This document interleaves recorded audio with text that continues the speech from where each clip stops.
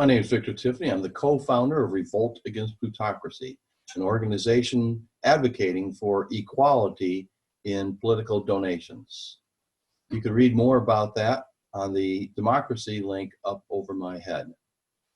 This is a video that's explaining some polling that we have found that you're not going to see discussed on MSNBC or hear it on CNN. You're not going to read about it in the New York Times or the Washington Post. I'm going to share my screen with you so you can see exactly what it is I'm talking about with this polling. This is results of a poll taken of Bernie Sanders supporters after the 2016 election. And this entire argument, this presentation that I'm showing you now, has been made to Brian Schaffner. As you see, he's the polling analyst displayed here in this Twitter feed. I've also presented this to Nate Silver, Rachel Bittkoffer, Mark Blumenthal, Bill McInturf, and a CNN analyst, Jennifer Egiesta. And none of them have come back and said, no, your thinking is flawed. Here's what's wrong with your analysis. None of them have come back and claimed we're wrong about this. So let's start with the way the Burners supported, the way the Burners voted in 2016. You can see 78% of them voted for Secretary Clinton. 12% of Sanders supporters were Sanders-Trump voters. They voted for Trump in the general election. It's 12%. 8%, you can see here, voted for other candidates. That would be Jill Stein for the most part. And that's the Bernie or bust faction that got so many headlines in 2016. And then these 2% didn't vote at all. They may have thought they were Bernie or bust, but that's not what was defined as or bust. Now, if you come down here, you can see that this 12% of the Sanders supporters voting for Trump, here's the 3 swing states that Secretary Clinton needed to win and didn't. Here's the margin of victory in red line, the Trump over Clinton, and then here's the Bernie supporters, an estimate number of Bernie supporters who voted for Trump. It's very clear they could have claimed responsibility. They didn't claim responsibility because this 12% has no organization. There's no spokesperson to claim responsibility. There's no Trump-Sanders or Sanders-Trump website. They're just like a force of nature. They're like a hurricane or a tornado.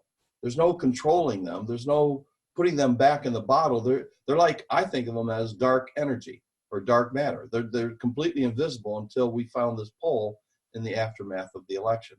Now, before I go on to current 2019 polling, I just want to go back to 2008. You can see in this poll, in the aftermath of the 2008 election, these are people who voted for Obama in the primaries. In the general election, 9% of them voted for McCain. This Twitter account doesn't think it was that high, but let's say it was 5%. Clinton supporters, 25%, we know that number is accurate because other polls indicate the same 25, 26% of Clinton supporters voted for McCain in the general election. That's about 30% of the people who voted in the primaries voted for McCain. So how did Obama win? Well, let's recall what was happening in 2008. The stock market had crashed and unemployment was starting to skyrocket. So a large swath of independent voters decided to change parties and to give the Democrats a chance to run the economy. That's very important to understand. Now, 2019 polling. Let's take a look at this. There's an Emerson poll from April of this year. You can see what's highlighted there. An Emerson College poll this month, this is from April, showed 26% of those who support Sanders in the primaries would support Trump over Elizabeth Warren in the general election. 26%. That's just one poll. Here's a Business Insider poll from November showing, this is a headline that manufactures confusion with the readers. 2/3 of Sanders supporters will support Warren if she's the nominee. But the headline should have been 1/3 of Sanders supporters would support Warren if she's the nominee. Would not support, sorry. 1/3 of Sanders supporters will not support. So this 1/3 is greater than this 26%. By the way, this is a small sample size. This 20% has a margin of error of plus minus 10%. So it's somewhere between 23% and 29%.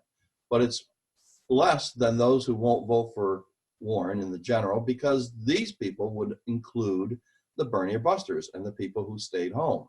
So it's bound to be a larger number. But 33%, I'll come back to those polling numbers in a second. I want to just slide down here for a second and show you a little bit more what's on this. Some graphics that should come. There we go. Oh, this thing's like bouncing around, doesn't it? Come on. Oh, website does not want to cooperate with me. There we go. So that 33% who will support Warren actually goes down from there. Biden, the Bernie supporters, only less than half of Bernie supporters are satisfied with Biden. And it goes down from there. 33%, less than a third, are satisfied with Buttigieg. So Warren's numbers might be the highest. But there are other polls showing different numbers. So let's go back to Emerson College November poll. This is a head-to-head comparison of where they stand right now. You can see this looks like it's going to be a close race. Sanders is the only one in this contest who actually in this poll, who actually defeated Trump by 1 percentage point. Plus or minus, that's basically a tie. Warren ties with Trump. Biden essentially ties with Trump, and then Buttigieg does the worst. That's not surprising. Slide down here, though. There's another paragraph that I want to bring your attention to. Right here. Let me read this paragraph to you. When asked if they would support the Democratic nominee for president, regardless of he or she was the first choice in the primaries, the majority of respondents said they would. 68% said very likely, 15% were somewhat likely. 93% of Buttigieg's supporters reported they were very likely to support the nominee. He has the least amount of leverage. In other words, he has the greatest amount of supporters with party loyalty, which gives him the least amount of leverage in the primaries. 80% of Warren supporters are likely to support the nominee. Only 77% of Biden supporters, which means 23% are disloyal, might vote for Trump, might vote for third party.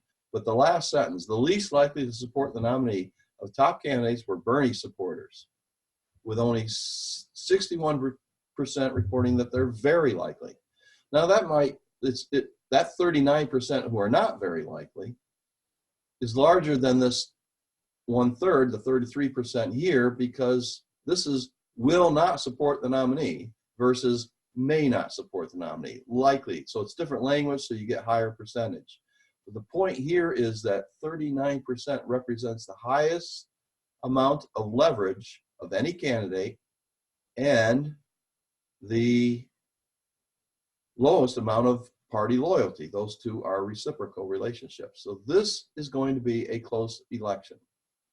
I want to just first, before we go on to why this is going to be a close election, I just want to talk about these percentages because they can be misleading. In 2016, Bernie had 13.2 million Democrats who voted for him in the primaries.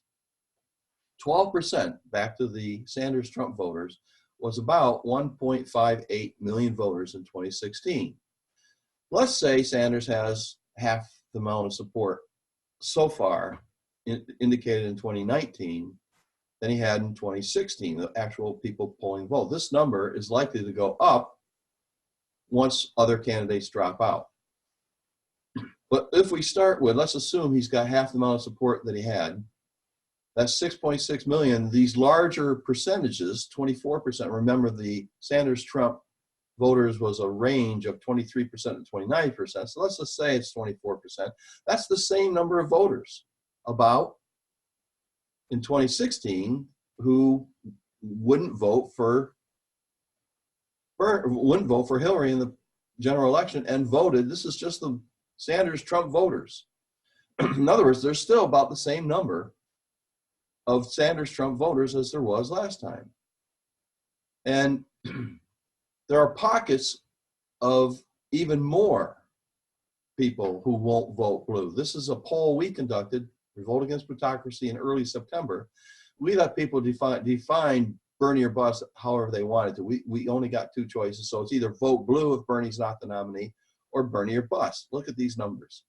36% will vote blue, 64% will not vote blue. Again, that's an outlier poll.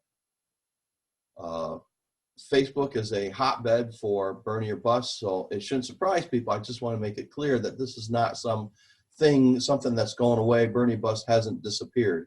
It's still a phenomenon out there Democratic voters should take into account. Now, according to Brookings Institute, if you look at the economy in the post-war period since World War II, incumbent presidents have run for re-election 10 times, 7 winning and 3 losing.